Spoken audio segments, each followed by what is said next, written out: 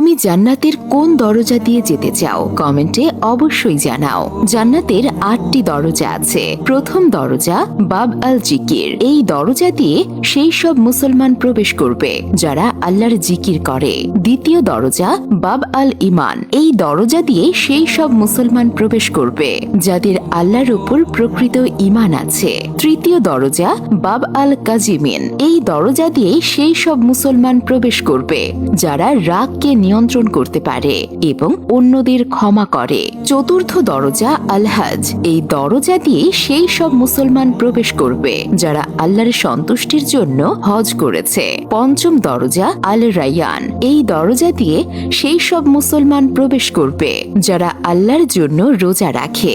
ষষ্ঠ দরজা আল সাদাকা। এই দরজা দিয়ে সেই সব মুসলমান প্রবেশ করবে যারা আল্লাহ তাআলার সন্তুষ্টির জন্য দান খয়রাত করে। সপ্তম দরজা আল জিহাদ। এই দরজা দিয়ে সেই সব মুসলমান প্রবেশ করবে যারা আল্লাহর রাস্তায় জিহাদ করে।